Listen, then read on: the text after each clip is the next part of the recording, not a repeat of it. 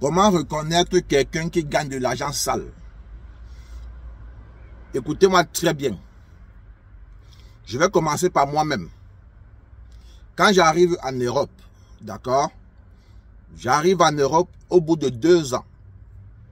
Grand max, hein, au bout de 2 ans, je faisais des petits jobs, la sécurité, le chantier, le nettoyage, je faisais tout. Tout ce qui tombait sur ma main, je faisais. La première des choses qui m'est passée à l'esprit, c'est-à-dire que quand je me couchais sur le lit, quand je me couchais le soir, je regardais le plafond, la lumière éteinte, je voyais la souffrance de ma mère. Écoutez-moi très bien la famille. Quand j'étais couché sur le lit, je fermais les yeux, je voyais la souffrance de ma mère, je voyais là où je suis quitté. Avant d'arriver en Europe. Alors, je me suis décidé de construire la maison de ma mère. Quand j'envoyais l'argent au Cameroun, j'envoyais une partie pour qu'on tape les papins dans notre concession familiale. J'ai fait ça pendant au moins 1 an. J'envoyais un peu d'argent, taper les papins. Quand j'avais 50 000, je dis achetez-moi un camion de sable. Achetez-moi 6 sacs de ciment. Tapez-moi les papins. On a tapé les papins constamment et envoyé les petits miettes que j'avais. Quand j'ai demandé qu'on a combien de papins dans la cour, on m'a dit qu'on avait tel nombre de papins. J'ai vu que les papins déjà étaient, le nombre de papins était énorme. Je me suis sacrifié, ça m'a plus coûté grand chose. J'ai envoyé un certain montant d'argent. On a mis les maçons sur place. J'ai dit à mon frère qu'attends quand maman va aller au marché, maman est partie au marché. Mes frères sont descendus, mon frère est descendu sur le terrain avec les gars du quartier. Il a souvent dit casser toute la maison. On a cassé toute la maison. Oui, parce que je ne voulais plus que ma mère continue à dormir dans cette cabane. Je ne voulais plus que c'est la maison où j'ai grandi reste comme ça. C'est ce qui fait la valeur d'un homme. Le jour où tu n'es plus, ou alors on reconnaît la valeur d'un homme, lorsqu'on regarde là où tu viens. Ça ne sert à rien de gonfler sur les réseaux sociaux. Et pourtant ta maman souffre. Et pourtant ta maman vit dans des conditions pas très propres. Ou ta maman vit dans des conditions insalubres. Voilà comment quand ma maman part au marché. Parce que je ne voulais pas qu'on fasse ça devant elle. Sinon elle allait refuser. Et ça pourrait me prendre beaucoup de temps. J'ai dit que la cabane cassée. Dès qu'elle allait au marché, dès qu'elle est revenue, la maison était déjà toute détruite. Elle a vu les maçons sur le terrain. En même temps, les pioches, ça sautait par-ci, la terre sautait par-là. Voilà comment on lève la maison de ma mère. Voilà comment on lève la maison de ma mère. Avec les maigres moyens que j'avais. On a mis la toiture.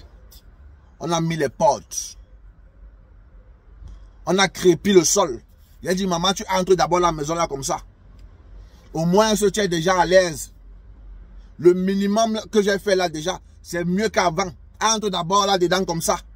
Je vais finir ça petit à petit. Quelle entrée, elle m'a dit merci mon fils. Elle m'a envoyé les bénédictions. Quelle bénédiction est-ce que je ne vais pas avoir dans ma vie? Quelle bénédiction je ne vais pas avoir dans ma vie? Mon frère m'a été d'un très grand apport parce que lui aussi m'a donné un coup de main. Il m'a aidé aussi dans la construction. Donc voilà dans ce qu'on dit des enfants conscients. Quelqu'un qui est dans la sorcellerie n'a pas cette conscience. Je vous le dis aujourd'hui.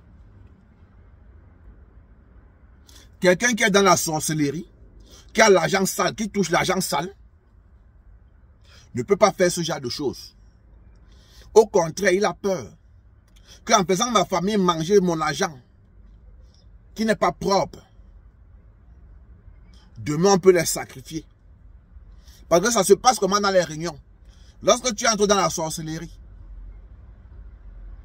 il y a un argent qu'on te remet le premier jour lorsque tu entres. Il y a un montant d'argent qu'on te remet. Dès que tu prends cet argent, tu dépenses cet argent. Le jour te demande de sacrifier quelqu'un.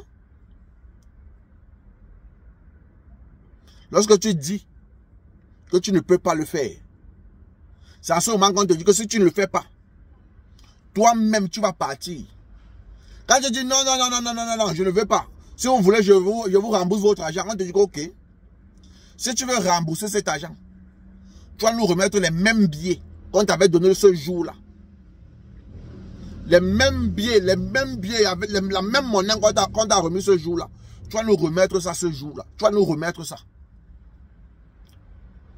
C'est à ce moment que tu commences à paniquer. Tu comprends dans quoi tu es entré. Et malheur, si tu as fait tes frères, ta mère, tes parents manger de cet argent, c'est d'où les attaques mystiques commencent. Tes doigts, on pourra les toucher parce qu'ils ont mangé ça. On pourra les toucher mystiquement. Parce qu'ils ont commencé par manger. Ils avaient commencé à manger de cet argent. Voilà pourquoi beaucoup de sectaires préfèrent aider leurs amis.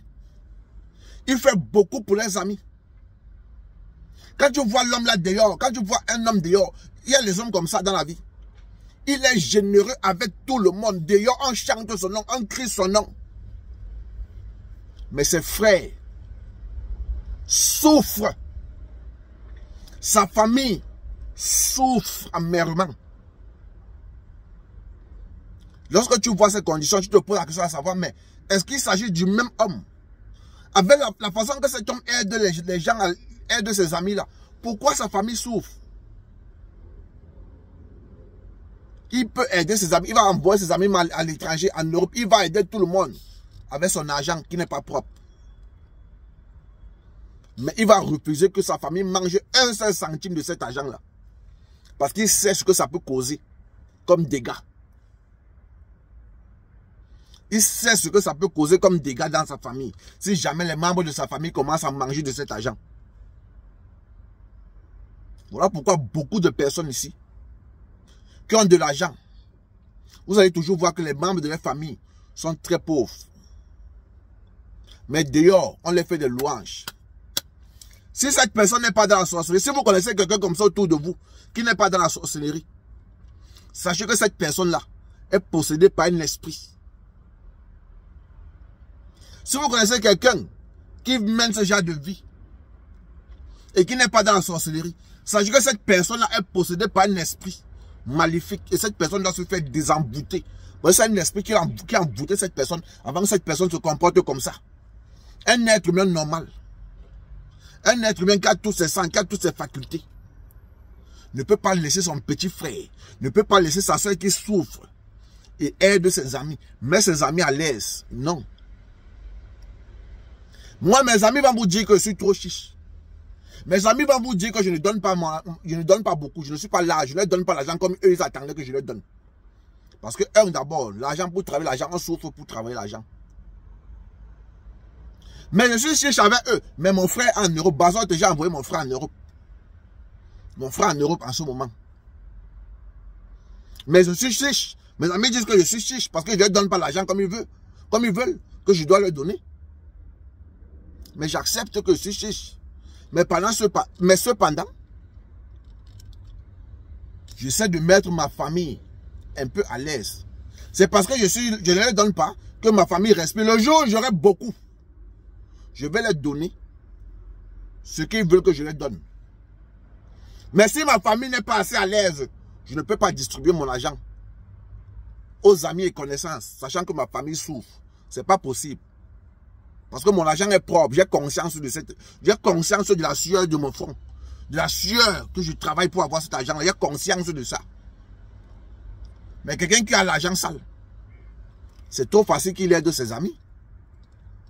Oui, il préfère que ce sont ses amis qui mangent de cet argent. Parce que si on demande cet ami-là comme sacrifice, il te liquide vite fait. Directement. Il appuie souvent sur yes et tu es parti. Mais pendant ce temps, ce n'est pas tous les amis qu'on peut donc sacrifier. Parce que parmi tes amis qui mangent ton argent, parfois tu tombes sur des personnes que le sang est amer. Oui, tu tombes sur des personnes que tu ne peux pas sacrifier. Oui. Parfois tu tombes sur des personnes comme ça, qui sont dans des familles où on prie beaucoup, où on croit beaucoup en Dieu. Tu vas venir avec ton argent sale, pensant que tu es en train de faire les choses pour le proposer après, pour le liquider après. Mais lorsque tu essaies, on te dit que ton ami là ne peut pas le prendre. Parce que sa famille, il a une derrière soudée. Sa famille prie beaucoup. On ne peut pas le prendre. Maintenant, on te demande que donne quelqu'un dans ta famille. Tu dis non. C'est à ce moment que toi, maintenant, on t'attrape maintenant. Alors, on te sert correctement et bien. On dit que comme tu ne veux donner personne, toi-même, tu pars. Et beaucoup acceptent de partir. Parce qu'il ne voulait pas donner maman. Parce qu'il ne voulait pas donner son frère.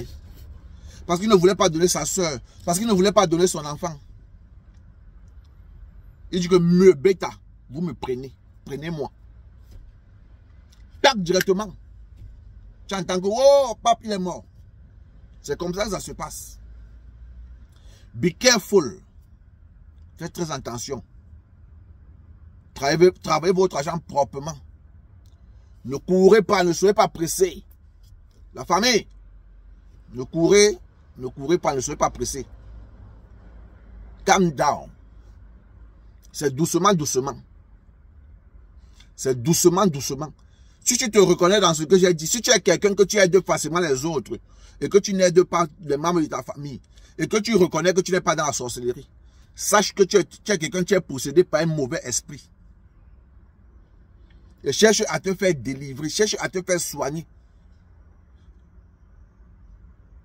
Ok?